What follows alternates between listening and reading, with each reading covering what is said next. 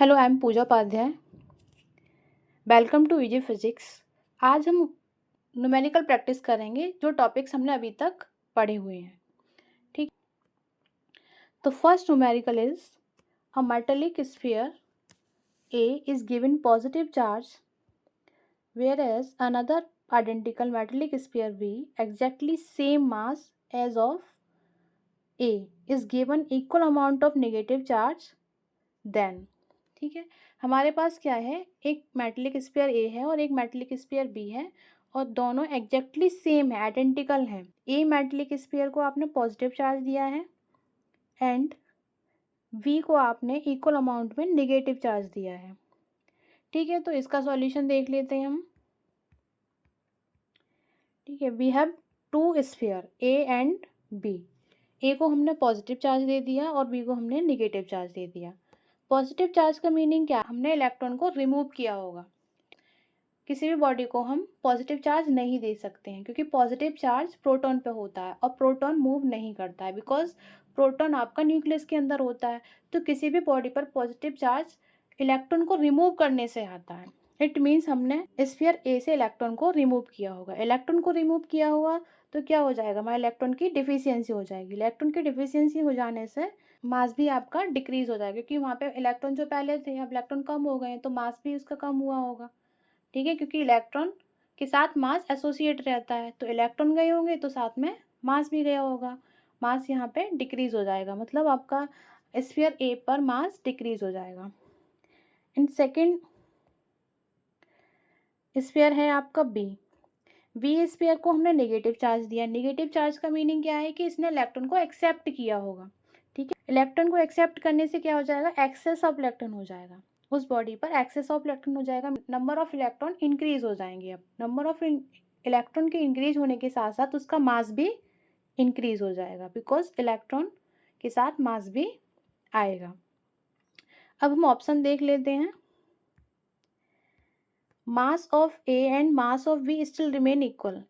Mass of A आपका decrease हो रहा था और मास ऑफ बी आपका इंक्रीज हो रहा था, तो ऑप्शन ए रॉन्ग हो जाएगा आपका। सेकेंड ऑप्शन देख लेते हैं, मास ऑफ ए इंक्रीजेस। ऐसा भी नहीं था, मास ऑफ ए आपका डिक्रीज हो रहा था, तो ये ऑप्शन भी आपका रॉन्ग हो जाएगा। नेक्स्ट देख लेते हैं, mass of B decreases. Mass of B आपका इंक्रीज हो रहा था, डिक्रीज नहीं हो रहा था, तो सी ऑप्शन भी आपका रॉन्ग हो जाएगा। अब नेक्स्ट देख लेते हैं option D, mass of B increases. ये राइट है आपका कि मास ऑफ बी आपका इंक्रीज हो रहा था, तो option D is the right answer. Next numerical देख लेते हैं। When 10 to the power 14 electrons removed from neutral metal sphere then the charge on the sphere. मतलब 10 टू द पावर 14 इलेक्ट्रॉन को आपने एक न्यूट्रल स्फीयर से रिमूव किया है। रिमूव का मीनिंग क्या है, पॉजिटिव चार्ज आएगा, तो आपका option D and option B first line से ही आंसर से बाहर हो जाएंगे। नेक्स्ट लाइन पढ़ लेते हैं, then the charge on the sphere. अब आपको ये बताना है कि बॉडी पे चार्ज कितना आएगा। ठीक है, तो इसको सॉल्व कर लिया है मैंने। क्वेश्चन नंबर 2 ये देख लेते हैं। आपके 10 टू द पावर 14 इलेक्ट्रॉन को रिमूव किया था, means plus n e electron remove हुआ हो, q equals to plus n e से charge on a sphere find out कर लेंगे। तो एन क्या है आपका, number of electron, and e आपका चार्ज ऑन अ इलेक्ट्रॉन। तो आपने वैल्यूज पुट कर ली और आंसर आपका क्या आ जाएगा, 16 माइक्रोकूलम प्लस का, तो 16 माइक्रोकूलम, तो ऑप्शन ए इज आपका राइट आंसर हो जाएगा। ठीक है, नेक्स्ट क्वेश्चन देख लेते हैं हम। A conductor has 14.4 into 10 to the power -19 coulomb positive charge. ठीक है, एक कंडक्टर के पास 14.4 into 10 to the power -19 coulomb positive charge है। द कंडक्टर हैज़, ऑप्शन दे रखे हैं आपको, 9 electron in excess, 27 electron in short, 27 electron in excess and 9 electron in short. देखो पॉजिटिव चार्ज है, पॉजिटिव चार्ज का मीनिंग क्या होता है, deficiency of electron. Deficiency of electron means कमी, सॉर्ट ऑफ इलेक्ट्रॉन। तो पहले तो हमें ये क्लियर हो गया कि इलेक्ट्रॉन का सॉर्ट होगा, तो option C and option A को हम आंसर से बाहर कर देंगे। अब हमें देखना है कि ऑप्शन बी और ऑप्शन डी में से कौन सा ठीक है। तो हम सॉल्यूशन देख लेते हैं इस क्वेश्चन का। क्वेश्चन नंबर 3 तो हम देख लेंगे Q equals to n e से हमें क्या निकालना है, नंबर ऑफ इलेक्ट्रॉन। तो Q अपॉन ई वैल्यूज लगा देंगे। Q की वैल्यू दे रखी है, वैल्यू ऑफ Q दे रखा है आपको 14.4 into 10⁻⁻19 coulomb and value of E आपको पता है 1.6 इंटू 10⁻⁻19 कूलम। तो ओवरऑल सॉल्व करने के बाद आपका आंसर आ जाएगा 9 इलेक्ट्रॉन। तो 9 electron in short is your right answer. Option D is the right answer. Now to move next question. Charge on a alpha particle. Alpha particle आपका helium nucleus होता है। Helium atom से जब हम 2 electron को remove कर लेते हैं तो हीलियम आपका क्या बन जाता है, हीलियम प्लस प्लस। उसको हम न्यूक्लियस ऑफ हीलियम बोलते हैं बिकॉज उसमें इलेक्ट्रॉन तो आपके बचे ही नहीं, 2 इलेक्ट्रॉन थे, दोनों हमने निकाल दिए, तो सिर्फ क्या बचता है, न्यूक्लियस। ठीक है, तो उसी को हम बोलते हैं अल्फा पार्टिकल। अल्फा पार्टिकल पर पॉजिटिव चार्ज आ जाता है क्योंकि हमने इलेक्ट्रॉन को रिमूव किया है, दोनों इलेक्ट्रॉन को, हीलियम से दोनों इलेक्ट्रॉन को रिमूव कर लिया है, तो उस पर पॉजिटिव चार्ज आ जाएगा। तो आंसर आपका पॉजिटिव होने वाला है और हमने 2 इलेक्ट्रॉन को रिमूव किया है, it means number of electron आपका 2 हो जाएगा। तो हम इसको सॉल्व कर लेते हैं Q equals to n e से। तो आपका अल्फा पार्टिकल पे चार्ज आ जाएगा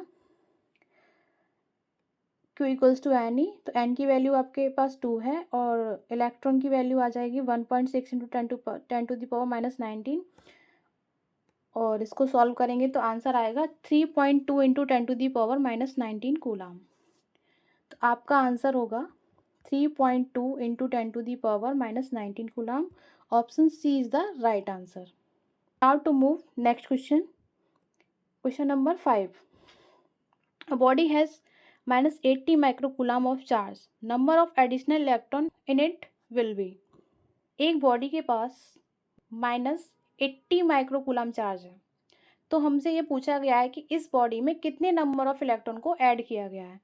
ठीक है, तो हमें नंबर ऑफ इलेक्ट्रॉन निकालने हैं इसमें, तो हम इसको सॉल्व कर लेंगे। Question 5 is number of electron को फाइंड आउट करना है, तो हम Q अपॉन ई से फाइंड आउट करेंगे। तो Q आपको दे रखा है -80 इंटू 10⁻⁻6 कूलम और charge on electron 1.6 into 10⁻⁻19 coulomb, minus का ही आएगा। तो ये सॉल्व करेंगे तो आपका आंसर आ जाएगा 5 इंटू 10⁻14 इलेक्ट्रॉन। ठीक है, 5 into 10⁻14 electron is your right answer. Next question. Which of the following is correct regarding electric charge. आपसे पूछा है कि इनमें से कौन सा ऑप्शन इलेक्ट्रिक चार्ज के लिए करेक्ट है। First is if body having positive charge there is shortage of electron. मतलब किसी बॉडी के पास अगर पॉजिटिव चार्ज है तब उसके पास इलेक्ट्रॉन की शॉर्टेज होगी। This is true. Positive charge कब आता है, जब इलेक्ट्रॉन की डिफिशियंसी हो जाती है किसी भी बॉडी पे। ठीक है, तो डिफिशियंसी का मतलब ही क्या है, shortage of electron. This is the correct option. अब सेकंड देख लेते हैं। If a body having negative charge then there is excess of electron. मतलब किसी बॉडी के पास नेगेटिव चार्ज है, इसका मीनिंग क्या है कि उसके एक्सेस ऑफ इलेक्ट्रॉन है। एक्सेस ऑफ इलेक्ट्रॉन का मीनिंग क्या होता है, इलेक्ट्रॉन की अधिकता हो गई है। तो ये ऑप्शन भी आपका राइट हो जाएगा। Third option is minimum possible charge equals to ±1.6 into -19 coulomb. ये हमें पता है मिनिमम पॉसिबल चार्ज हमारे पास ±n ही होता है, +-1 e होता है। ठीक है, और e की वैल्यू हमारे पास 1.6 इंटू 10⁻⁻19 कूलम होती है। तो ये आपका राइट है। नेक्स्ट देख लेते हैं। Charge is quantized that is Q equals to n e where n is the number. This is also true. Charge quantize होता है। क्वांटाइज का मीनिंग होता है anything found in fix amount and packets. Charge हमेशा हमें integer multiple of electron की form में ही मिलता है। ऑल ऑफ दिस लगाएंगे ऑप्शन डी। ठीक है, now to move next question. Where a glass rod is rubbed with the silk it, मतलब आपने ग्लास रॉड को सिल्क के साथ रब किया है। ठीक है, ये मैं एग्जाम्पल भी आपको पहले एक्सप्लेन कर चुकी हूँ कि जब हम ग्लास रॉड को सिल्क के साथ रब करते हैं तो ग्लास रॉड से इलेक्ट्रॉन सिल्क की तरफ ट्रांसफर होना शुरू कर देते हैं। मीन्स ग्लास रॉड इलेक्ट्रॉन को डोनेट करती है सिल्क को, और सिल्क इलेक्ट्रॉन को एक्सेप्ट करता है। तो ग्लास रॉड पर पॉजिटिव चार्ज आता है और सिल्क रॉड पर नेगेटिव चार्ज। तो हम ऑप्शन देख लेते हैं। गेन्स इलेक्ट्रॉन फ्रॉम सिल्क, वो इलेक्ट्रॉन को डोनेट करता है, सिल्क को गेन नहीं करता। ठीक है, तो ये आपका रॉन्ग आंसर हो जाएगा। सेकंड देख लेते हैं, gives electron to silk, this is right answer, कि ग्लास रॉड इलेक्ट्रॉन को सिल्क को डोनेट करती है। तो it means option B is right. Gains proton from silk, proton तो मूव ही नहीं करते, तो option C and option D answer से ही बाहर है, बिकॉज प्रोटॉन तो कभी आपके मूव ही नहीं करते क्योंकि वो न्यूक्लियस के अंदर होते हैं। Now to move next question. A comb runs through one dry hair attracts small bit of paper, this is due to. आपको इस क्वेश्चन में बोला गया है कि जब आप कॉम्ब को अपने बालों में घुमाते हैं, ठीक है, या बालों में चलाते हैं, तो वो पेपर के स्मॉल पीसेस को अपनी तरफ अट्रैक्ट करना शुरू कर देता है। ठीक है, ऐसा क्यों होता है, इसका रीज़न क्या है, तो हम देख लेते हैं। कॉम्ब, इसमें चार्जिंग के दोनों मेथड यूज़ में आते हैं।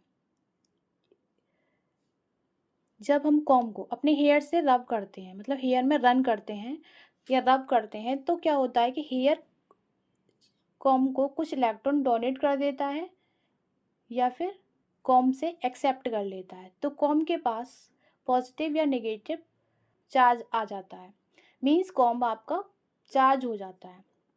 और पेपर पीसेस कैसे होते हैं, न्यूट्रल। तो हमने पढ़ा है इंडक्शन में, जब हम एक चार्ज्ड बॉडी को न्यूट्रल बॉडी के पास लेके आते हैं तो न्यूट्रल बॉडी पोलराइज्ड हो जाती है। ठीक है, दिस इज द इंडक्शन। लेकिन जब हम रब कर रहे थे कॉम्ब को अपने हेयर पे, उस टाइम क्या हो रहा था, चार्जिंग बाय रबिंग। ठीक है, उस टाइम चार्जिंग बाय रबिंग वाला कॉन्सेप्ट लग रहा था। और जब हम कॉम्ब को पेपर पीसेस के पास लेके आ रहे थे, उसने पेपर पीसेस को अट्रैक्ट करना शुरू किया था, उस टाइम चार्जिंग बाय इंडक्शन हो रहा था, उस पेपर पीसेस पोलराइज्ड हो जा रहे थे। अब देख लेते हैं कौन सा ऑप्शन ठीक होगा इसमें।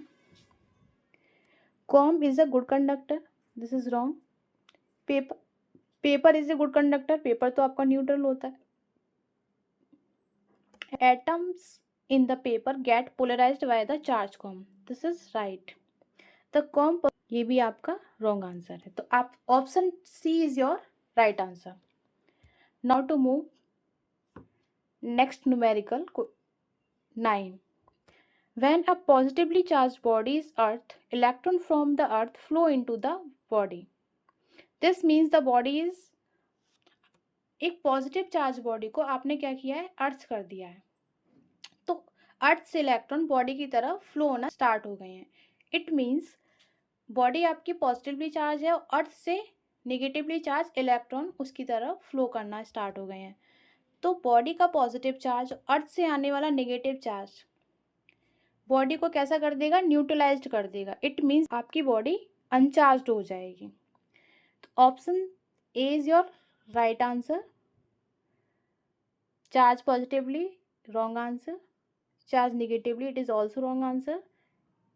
And insulator, this is wrong answer. तो आपका राइट आंसर क्या होगा, ऑप्शन ए, अनचार्ज्ड। बॉडी आपकी पॉजिटिव चार्ज है, अर्थ से इलेक्ट्रॉन आएंगे नेगेटिवली चार्ज और वो बॉडी को न्यूट्रलाइज्ड कर देंगे। Now to move next question. Consider a neutral conducting sphere, हमने एक न्यूट्रल कंडक्टिंग स्फीयर को कंसीडर किया है। पॉजिटिव पॉइंट चार्ज और प्लेस्ड आउटसाइड द स्फीयर, हमने एक पॉजिटिव पॉइंट चार्ज को स्फीयर के आउटसाइड प्लेस कर दिया है। The net charge on the sphere, तो net charge on the sphere हमें फाइंड आउट करना है। हमने let we have a sphere which is neutral and take a positive charge outside the sphere. ठीक है, आउटसाइड द स्फीयर रखा हुआ है, तो क्या होगा, पॉजिटिव चार्ज स्फीयर के आउटसाइड है। ठीक है, आउटसाइड है, इट मीन्स हमने स्फीयर को कोई भी चार्ज अभी नहीं दिया है, सिर्फ आउटसाइड रखा हुआ है। तो क्या करेगा, ये पॉजिटिव चार्ज जो हमने रखा हुआ है, ये पॉजिटिव चार्ज इस बॉडी के जितने भी नेगेटिव चार्ज होंगे उन सारे चार्जेस को अपनी तरफ अट्रैक्ट करने की कोशिश करेगा। तो इस साइड इस बॉडी पे क्या आ जाएगा, नेगेटिव चार्ज, ठीक है। और इस बॉडी का पॉजिटिव चार्ज इस साइड आ जाएगा, कितना भी पॉजिटिव चार्ज है वो इस साइड आ जाएगा। इट मीन्स क्या हो जाएगा, बॉडी आपकी पोलराइज्ड हो जाएगी, बॉडी में चार्जेस का रीअरेंजमेंट हो जाएगा और बॉडी आपकी पोलराइज्ड हो जाएगी। लेकिन ओवरऑल चार्ज अभी भी इस पर कितना रहेगा, 0, क्योंकि जितने इसमें प्रोटॉन हैं उतने ही इसमें इलेक्ट्रॉन हैं अभी, ठीक है। Number of proton and number of electron equal हैं अभी भी, बस चार्जेस का रीअरेंजमेंट हुआ है। तो ओवरऑल चार्ज इस पे अभी भी कैसा रहने वाला है आपका, 0, क्योंकि आपने इस बॉडी को कोई भी चार्ज ना तो दिया है और ना ही इस बॉडी से कुछ भी चार्ज रिमूव किया है, सिर्फ आपने एक पॉजिटिव चार्ज को इसके नियर बाय प्लेस किया है, तो उससे इस बॉडी, तो answer D is your right answer. I hope ये सारे क्वेश्चन आपको समझ आए होंगे। Thank you. Thank you for watching, like, subscribe and share.